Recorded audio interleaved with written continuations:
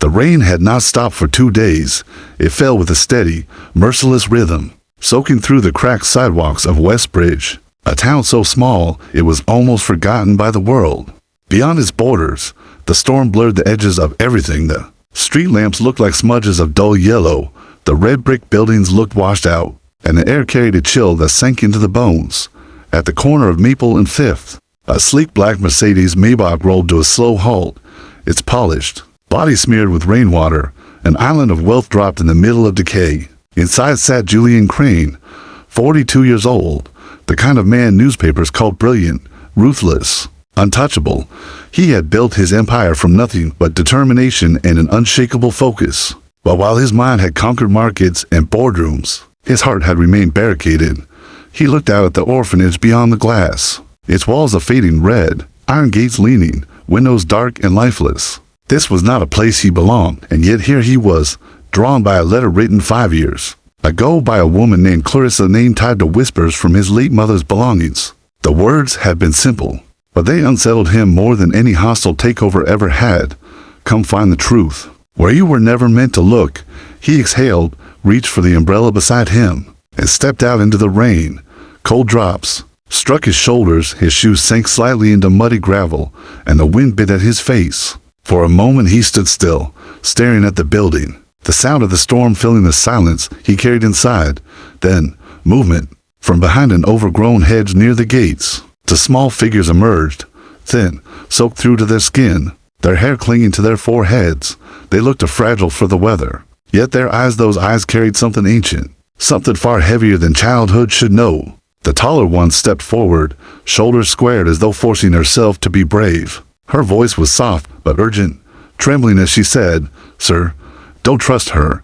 Julian blinked, lowering the umbrella slightly. "Excuse me." The second child, younger and gentler, clutched the first one's hand tightly. She added in a hushed tone, "Please, don't trust Miss Amanda.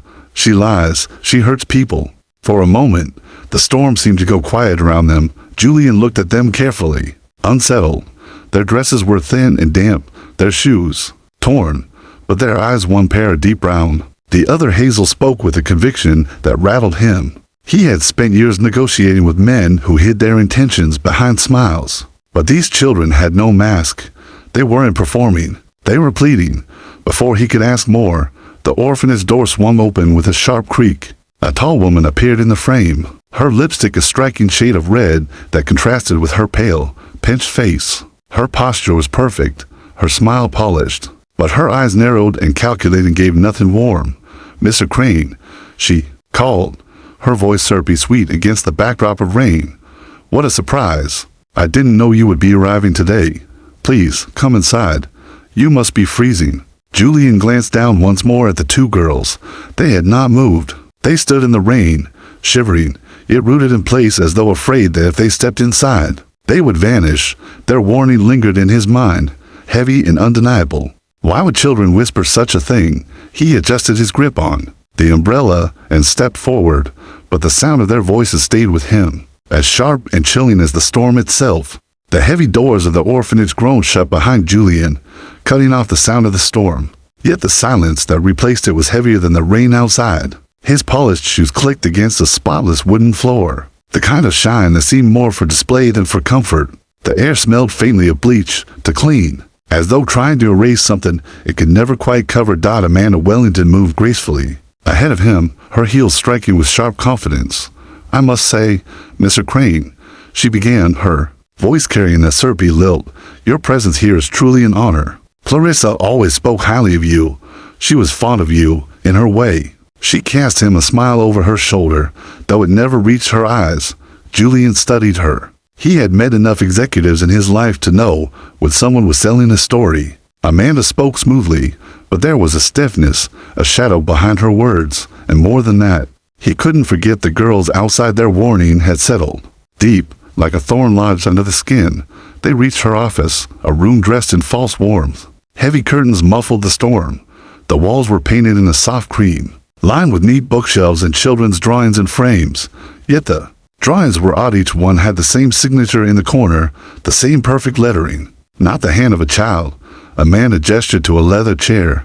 "Please, sit. Can I offer you tea?" Something warm. Julian sat, but ignored the offer. I didn't even know Clarissa lived here, he said, his voice low, measured.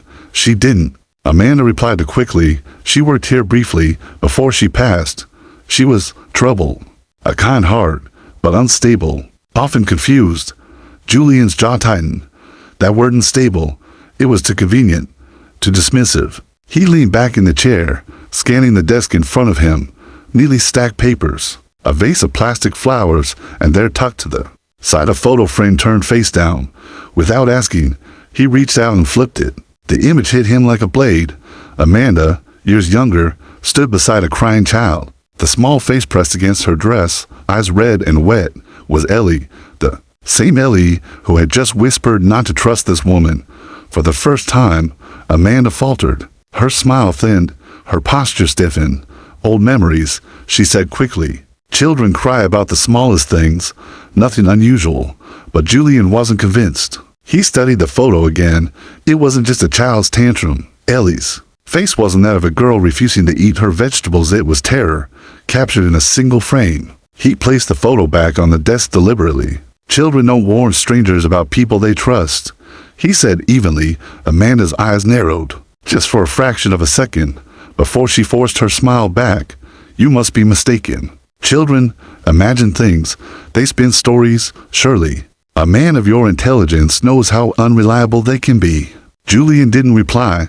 Instead, he glanced toward the window, outside. Through the rain-streaked glass, he saw movement. Ellie and Leah were still there, standing under the hedges, watching. They hadn't left. The room suddenly felt colder. That night, long after Amanda had shown him the guest quarters and bid him good night, Julian lay awake in the stiff bed of the orphanage, listening to the rain beat against the roof. He couldn't shake the image of those girls to fragile figures braving the storm. Instead of stepping inside, he turned the words over and over. Don't trust her, unable to rest. He rose quietly and wandered the halls. The orphanage at night was even more unsettling. The floors creaked under his steps. The walls seemed to hum with silence. He passed door after door, each marked with a paper star and a child's name written in faded tape. No laughter, no whispers, no signs of life, just shadows. Then he heard a faint sound outside. He pushed open the side door and stepped into the damp night air. The rain had slowed to a drizzle, and in the dim moonlight, he saw a small figure under the trees, twirling in the wet grass as though dancing to music only she could hear. It was Leah. He approached quietly, careful not to startle her. What are you doing out here? She jumped, eyes wide, but relaxed slightly when she saw him. Sometimes we're safer outside, she whispered. Safer? Julian crouched down, his voice gentle now. What did you mean earlier? About Amanda? Leah bit her lip, hesitating. Her small frame trembled under the thin dress, her arms wrapped tightly around herself. Then, in a voice barely audible, she said, she locks the doors, she takes our letters. Ellie tried to tell someone once, but she got punished. The words struck Julian like ice. He searched the girl's eyes. Why me? Why tell me this? Tears welled, catching the faint moonlight as she whispered, because you came, and because you're the one she was waiting for. Before Julian could answer, another figure stepped out of the shadows. Ellie, holding something clutched tightly in her hands. She came closer and placed it into his palm. It was a photograph, old, crumpled, the edges frayed from being handled too many times. Julian's breath caught in his throat as he recognized his younger self, no older than 20, standing beside Clarissa. In her arms was a baby girl. Julian's heart stopped. His voice cracked as he whispered, is this me? Ellie nodded, her eyes steady and unblinking. She said you'd come when it was time. And in that moment, the man who had conquered empires, who had built his life on certainty and control, felt the ground shift beneath him. The storm outside was nothing compared to the storm inside. What if everything he thought he knew about his life was about to collapse? The rain slowed to a whisper that night, but inside Julian the storm only grew stronger. He sat on the edge of the narrow bed in the orphanage's guest room, staring at the photograph Ellie had placed in his hands. His younger self looked back at him from another lifetime, eyes online, jaw softer, the arrogance of youth still present. And beside him stood Clarissa, her expression tender and weary, her arms wrapped around a baby with wide gray-blue eyes, eyes that mirrored his own, Julian's. Hands trembled. He had faced down boardroom betrayals, ruthless competitors, markets crashing at dawn, but nothing had ever made him feel this unsteady. The walls around him seemed to shrink, the silence pressing in. He whispered her name like a prayer. Clarissa. What did you want me to see?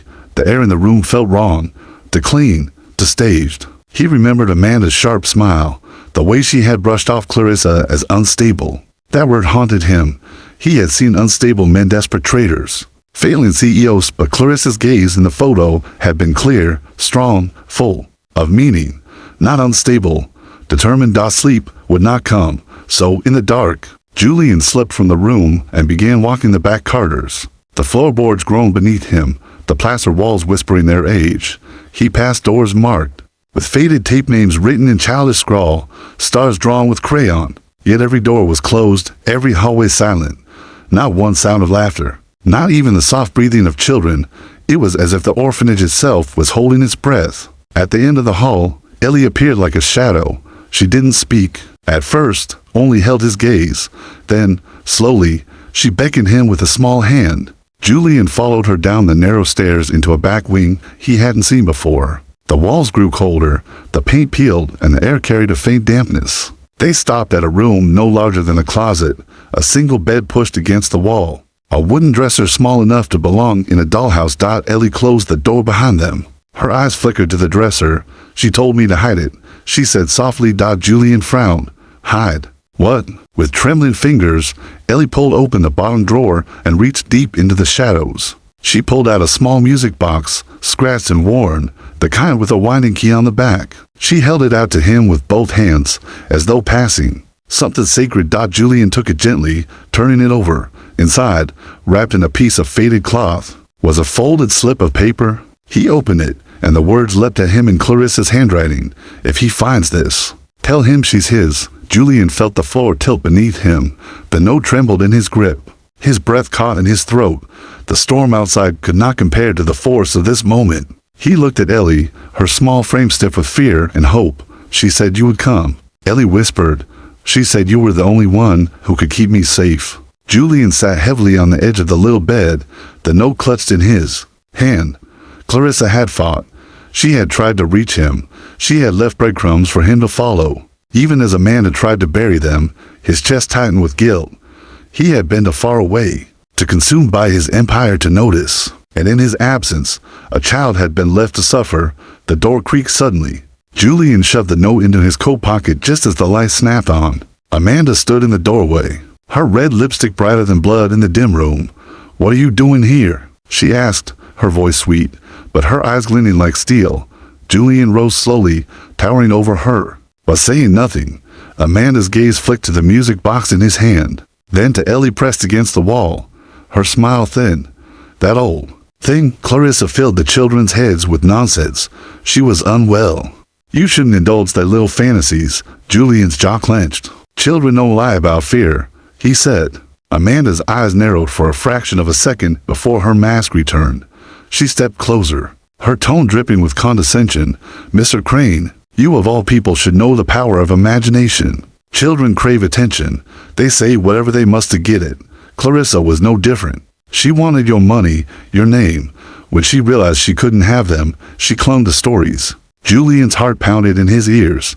He had built his fortune by detecting lies in the smallest of details, and Amanda's words reeked to them. The sharpness in her eyes, the too perfect smoothness of her explanations. The way Ellie shrank behind him, it all screamed of truth hidden beneath layers of polish. He slipped the music box into his coat and stepped past Amanda without another word. But as he walked away, her voice followed him, low and cold. You don't know what you're getting into, Mr. Crane.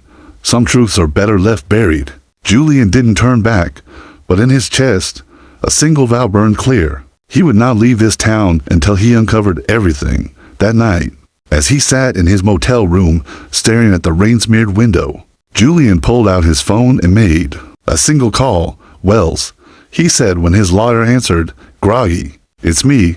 I need everything on Amanda Wellington, her finances, her history, her record, everything. And I need it fast. There was silence on the other end, then a low reply. Got it. You okay? Julian looked at the note again, his Reflection warped in the glass. No, he said, but I will be, and in the darkness. With Clarissa's words echoing in his mind, Julian Crane realized he was standing on the edge of a secret big enough to shatter his entire life. The storm broke with a pale gray morning, the kind of dawn that didn't bring comfort, but only exposed everything left rotting in the dark. Julian stood at the motel window, staring out at the cracked pavement, coffee untouched on the table. Beside him, the note lay on the desk, its words burning into him. If he finds this, tell him she's his. Sleep had eluded him. His mind replayed Ellie's eyes, Leia's trembling words, and Amanda's venomous smile when she caught him with the music box for the first time in years. Julian Crane, man who could predict markets, dismantle empires, and stare down rivals. Without flinching, felt cornered, not by a competitor, but by the truth clawing at his silence. The phone buzzed. He snatched it up. Julian, Wells' voice was brisk, awake now, sharpened by urgency. I dug into Amanda Wellington's records. You were right to be suspicious. Her financials are a mess of inconsistencies, multiple accounts under shell charities, huge sums funneled out of orphanage, donations, some of it buried under building repairs, but no contractors filed permits. Classic embezzlement. Julian's jaw tightened. How long? Years. And that's not the worst part. Papers shuffled on the other end of the line. I found something in old court archives. 10 years ago, Clarissa filed a petition. Custody of a child. The petition vanished under psychiatric evaluations that painted her as delusional. Every single one signed off by doctors linked to Amanda's donors. The room swayed. Julian gripped the edge of the desk. Custody of Ellie. Yes, Clarissa tried to fight for her. Tried to prove paternity. She listed you, Julian, your name. Twice. Amanda buried everything. The line went silent, but for Wells' breathing. Julian pressed his palm to his eyes, guilt surging like acid. Clarissa had fought until the end. Alone, branded as unstable while Amanda smothered the truth. Find me the original petition, Julian said, voice low. Dangerous. I want every page, every scrap. Already working on it. Wells hesitated. Julian, this isn't just fraud. This is personal. Amanda had motive to keep you away. If Clarissa was right. Julian ended the call. He didn't need Wells to finish. He knew. The photograph, the note, the journal hidden in Ellie's drawer. The puzzle was clear now. He drove back to the orphanage that morning, rain tapering into mist. The building loomed against the gray sky, windows dark like eyes that refused to blink. Children's faces appeared briefly behind curtains, then vanished. He walked through the gates with a box of breakfast sandwiches, warm clothes, and books he had picked up in town. Not just for Ellie and Leia, but for every child inside. Amanda greeted him in the lobby. Her smile painted on. Brittle. Mr. Crane. Back so soon. You left so suddenly last night. Everything all right? Julian met her gaze evenly. I needed to think. Can we speak in private? Her lips twitched, but she gestured toward her office. He followed her inside, aware of Ellie and Leia watching from the staircase. Their eyes wide and unblinking. Amanda closed the door. You've taken an interest in this place, and in those girls. They remind me of someone. Julian said casually, sliding his hand into his coat pocket. The recorder that was already running. Amanda tilted her head, her smile sharp. Clarissa. The name struck him like a blade. She left something behind, didn't she? He asked. Letters, records. You knew who I was. You knew what she meant to me. Her mask flickered. Just for a second. The syrupy sweetness cracked. Clarissa was unwell, obsessed with you. She tried to claim Ellie was yours. Ridiculous. I was protecting her, protecting everyone. Julian leaned forward, voice dropping, protecting, or silencing. Her hands froze on the desk. The silence stretched between them. Finally, in a whisper too sharp to be anything but the truth, she said, Ellie. She insisted Ellie was yours. But she was wrong. She was sick. Julian's breath left him in a slow, steady exhale. He stood, towering over her, every inch of his posture heavy with the weight of what he now knew. You weren't protecting anyone. You were hiding the truth. He turned and left, ignoring her voice calling after him. In the hallway, Ellie and Leia were waiting, small figures pressed against the wall. Ellie clutched something in her hands, Clarissa's journal. She looked up at him with eyes that refused to blink. She said, you know, when it was time. Julian took the journal, his heart pounding. His thumb brushed across Clarissa's handwriting, his name written again and again, tied to moments he had missed. Ellie's first laugh, her first steps, the fear she had of thunder, all of it, catalogued by a woman branded unstable. His throat tightened. His empire, his wealth, his power, none of it mattered. What mattered was the child standing in front of him, watching him as if the whole of her future balanced on whether he stayed or left. That night, Wells called again. I found it. The custody petition. Everything Clarissa said Amanda sabotaged it. And Julian, his voice dropped. There's something else. Amanda's facing multiple complaints. Physical punishment. Neglect. She buried them all with bribes. If this comes out, she's finished. Julian sank into the motel chair. The journal opened on his lap. Clarissa's words blurred through tears he didn't want to shed. The storm outside had ended, but inside, a new one raged stronger than ever. Amanda Wellington thought she had buried the past, but Julian Crane knew now. Every lie she told was built on a truth that refused to stay hidden. In tomorrow, he would tear her empire apart. Julian woke with a weight in his chest that no amount of strategy or money could shift. For years, his mornings had been built on schedules, meetings, and numbers that never lied. But now, everything he thought he knew about himself was unraveling, and the lies had been built not in a boardroom, but in an orphanage filled with silenced children. The sun barely broke through the clouds as he returned to Westbridge's center. The orphanage loomed like a relic, its bricks damp from years of storms, its windows reflecting nothing but emptiness. Julian carried more than a briefcase. This time inside his coat pocket was Clarissa's journal, a recorder with Amanda's half confession and a determination he hadn't felt in decades. The moment he stepped through the doors, the silence pressed against him again. Children peeked from behind stairwells and cracked doors, their eyes wide with fear and hope. Ellie and Leah darted from the hall, running to him before Amanda could emerge. Ellie pressed herself against his side, clutching the hem of his coat, as though to anchor him there. She knows you found out, Ellie whispered quickly. She's angry. Be careful. Before he could respond, Amanda appeared. Her hair was immaculate, her suit freshly pressed, her smile stretched thin as porcelain, but her eyes sharp, cold, venomous, betrayed the storm brewing beneath her. Calm exterior, Mr. Crane, she said, her voice smooth. I was just about to call you. You left last night so suddenly. I trust you're enjoying our hospitality? Julian stared at her without flinching. Your hospitality, his voice was low, measured, or your prison. The words landed like a blow. Amanda's smile cracked for the briefest second before she forced it back. I'm afraid I don't understand. Julian reached into his pocket and pulled out the recorder. With the press of a button, her own voice filled the hall. Ellie. She insisted Ellie was yours. But she was wrong. She was sick. The children froze where they stood, their eyes darting between Amanda and Julian. Amanda's mask faltered. That's not admissible. She snapped, her composure slipping. You can twist words however you like, Mr. Crane, but this is slander. Julian stepped closer, his presence towering over her.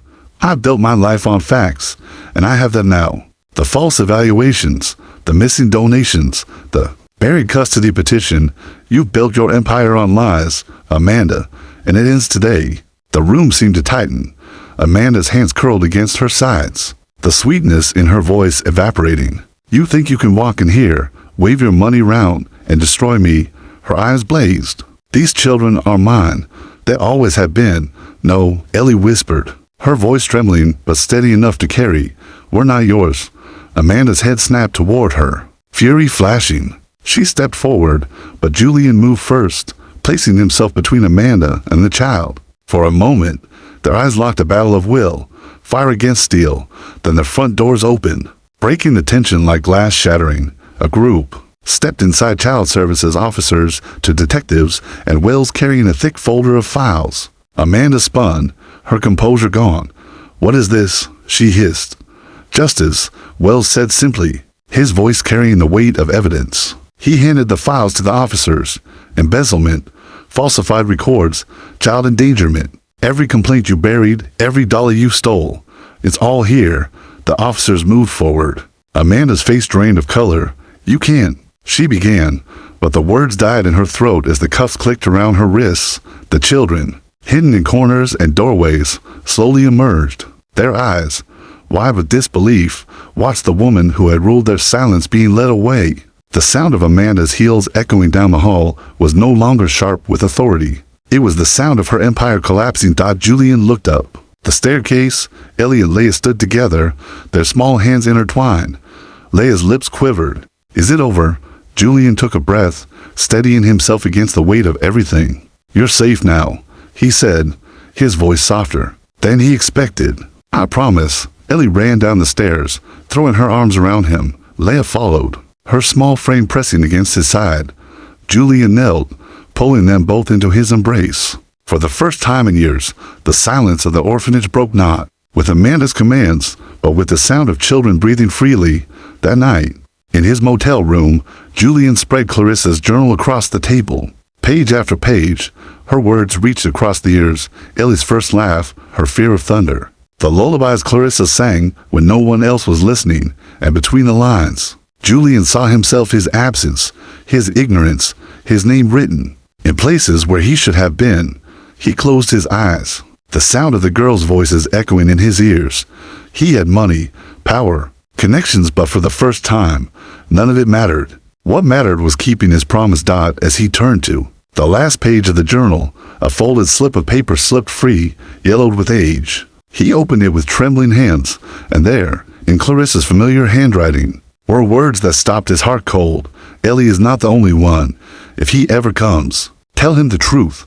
Tell him about Eva. Double quotes. Julian froze, the storm returning in full force inside his chest. The fight with Amanda was over, but the truth, the whole truth, was only beginning.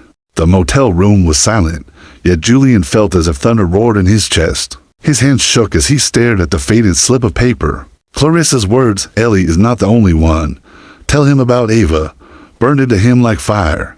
For years, he had believed his life was defined by the empire he built, the wealth he commanded, the boardrooms he ruled. But now, his world was being redefined not by power, but by children he hadn't even known were his. He sat heavily at the edge of the bed, pressing the paper against his palm as though it could vanish if he loosened his grip. Eva, another daughter, a child he had abandoned without even knowing she existed. By morning, the gray skies of Westbridge seemed heavier than ever. Ellie and Leia ate breakfast quietly across from him, their small hands clutching steaming mugs of cocoa he'd bought from a corner cafe. Their eyes were brighter now without Amanda's shadow, but their trust was fragile, tenet of something that could be shattered with a wrong step. Julian cleared his throat. There's something I need to tell you both, he said softly. Ellie looked up, cautious, while Leia tilted her head, clutching her spoon. Your mother, Clarissa, she left me a message about someone else. Someone else? Ellie's voice was barely a whisper. Julian nodded. Her name is Eva. She may be your sister. The girls exchanged a look, a flicker of hope and fear all at once. Like a real sister? Leia asked. Yes, Julian said, and I'm going to find her for the first time since they met. Ellie smiled just barely, but it was enough to pierce through the storm inside him. Within hours, Wells was on the phone again. I traced what I could, he said, his voice tight with the thrill of discovery. Clarissa was admitted to a clinic outside Denver right before Ellie's birth. There are records discreet, hidden, of another child, a girl named Eva, given up under family pressure. She'd be 17 now.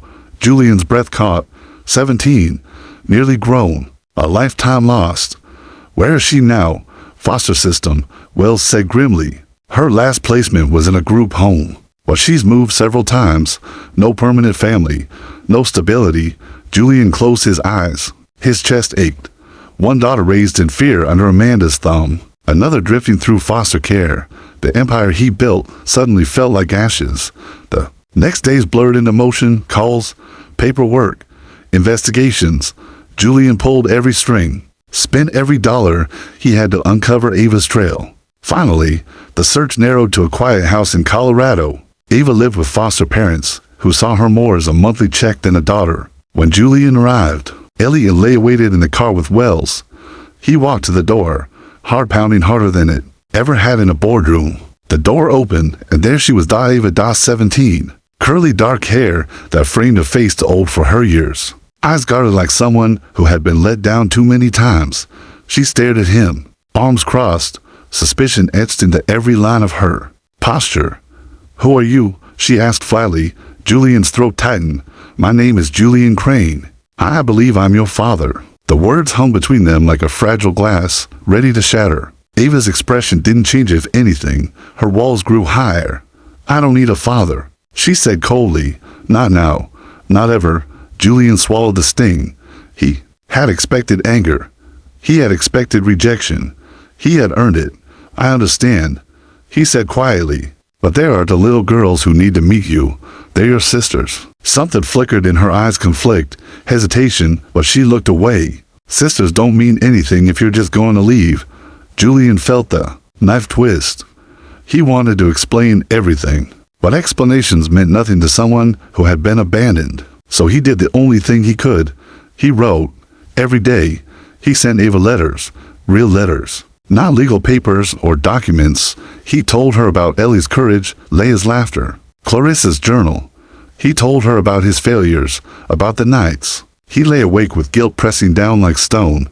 He didn't ask her to forgive him. He only asked for a chance to show her he wouldn't walk away again. For weeks, there was nothing. Silence.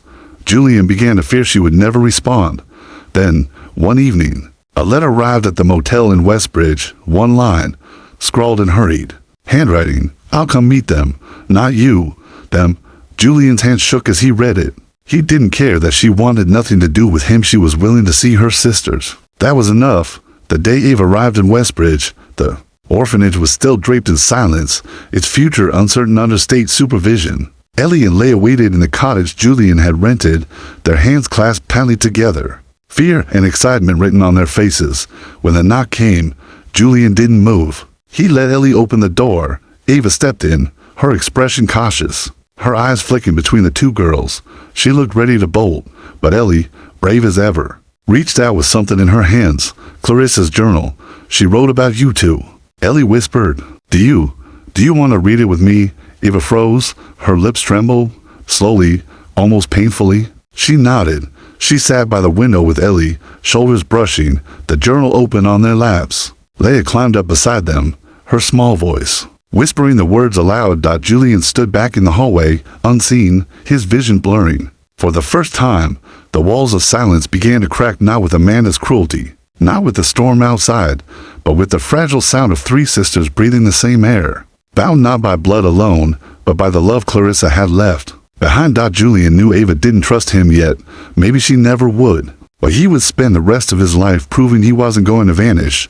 And in that moment, watching his daughters together, he understood the truth Clarissa had tried to tell him all along. Family wasn't about what you built in wealth or power. Family was about who you refused to abandon. The autumn wind carried the scent of burning leaves across Westbridge. But inside Julian Crane's rented cottage, the air was thick with something heavier uncertainty. For weeks, Ava had stayed, keeping to the edges of rooms, her trust slow to surface, her words measured like someone always calculating escape routes. Ellie, with her fierce bravery, had tried to fold Ava into their small circle. Leia, with her quiet warmth, had simply sat beside her as if love could be given without asking. And Julian spent each day proving he would not vanish. He rose early to make them breakfast, drove them to school himself, read Clarissa's journal aloud at night when their voices faltered. Yet beneath every ordinary gesture was a truth he could not ignore. Ava still looked at him, as though he was one misstep away from becoming every adult who had let her down. Then Amanda struck back. Julian had almost expected it. A woman like her didn't collapse quietly. Even in handcuffs, her eyes had burned with the promise of revenge. Now, weeks later, she returned, this time armed with lawyers. She filed petitions not only for defamation, but for custody interference, claiming Julian had manipulated the children for his own gain. The accusations dripped with venom. He was exploiting them. He was unstable. He was dangerous. And the courtroom was the stage she thought she could still control. The day of the hearing, the girls sat behind the glass partition, their small frames swallowed by the wooden benches. Ellie clutched Clarissa's journal, her knuckles white around its edges. Leia leaned against her shoulder. Ava sat apart at first, arms crossed, her face a careful mask. Amanda's lawyers painted pictures of Julian as a billionaire interloper, a man blinded by guilt, trying to buy love that wasn't his to claim. They called Clarissa unstable again, waving fabricated evaluations like weapons. They said Ellie and Leah were coached. That Ava was too impressionable. Julian sat silently at the defense table, his hands trembling under the wood. He could dismantle corporations, yes, but this was different. This was his family, and here, his wealth meant nothing. Then, as the judge was about to adjourn, Ellie rose from her seat. She was shaking, but her voice, though soft, carried into every corner of the courtroom. "My mom wrote everything down," she said, lifting the journal. "She never gave up on us, and now he hasn't either. Please don't take him away." A hush fell. Then Ava stood. For weeks she had said little, retreating behind her silence. But now her eyes burned with something fierce. "He wasn't there when I was born. He wasn't there when I needed him, but he's here now. And I know what it feels like when someone wants you, not for money, not for anything else, just because they love you. He's my dad." The words cracked Julian open. He lowered his face into his hands, tears slipping through fingers he had always kept steady. The judge's gavel struck like a heartbeat. Amanda's petitions were dismissed. Julian was granted full custody. Amanda erupted, her voice shrill, spitting accusations as officers dragged her from the courtroom. But her words had no power anymore. The children no longer flinched when she spoke. They watched her go, their faces calm, as if a shadow that had haunted their nights had finally been torn away. That evening, back at the cottage, the silence was different. Not heavy, not fearful, but full, brimming with something new. Ellie sat under the apple tree, reading aloud from Clarissa's journal. Leah sketched flowers in chalk across the patio. Ava, almost shy, took out her guitar, an old thing Julian had restored from Clarissa's belongings, and began to play. The notes were soft, tentative, then stronger, filling the air like a promise that healing had begun. Julian sat on the steps, his chest aching with gratitude. He had thought power was control. He had thought love was weakness. But now he understood love was presence. Love was choosing, again and again, never to leave. Months passed. The girls bloomed. Ava painted her memories in colors she couldn't yet speak. Ellie wrote poems about hope and home. Leah filled the house with laughter. Her drawings stuck across the walls. Julian bought the orphanage, poured down its locked doors, built gardens and libraries where silence once ruled. And on its front wall, he placed a plaque for Clarissa, the love that could not be silenced. One autumn afternoon, they climbed a hill outside town. The sky was wide, streaked with orange, the wind carrying the last warmth of summer. Julian held a kite shaped like a phoenix. "Why a phoenix?" Ava asked, squinting at the bright fabric. "Because it rises from ashes," Julian said softly, "just like us." Ellie laughed as the kite lifted into the air, Leah clapping as it soared higher. Ava stood beside Julian, quiet for a long moment, then whispered, "Thank you for finding us, for choosing us." Julian's throat tightened. He turned, eyes misty. "No, Ava, thank you for saving me." That night, as the stars spread across the sky, Ellie tucked the journal under her pillow and whispered to her mother's photograph, "We're okay now, Mama. We're okay." Julian stood in the hallway, hand on the doorframe, listening. He didn't say a word. He didn't need to, because finally, after years of lies, storms, and silence, his family was whole. And sometimes, the ones we think we're rescuing are the ones who rescue us.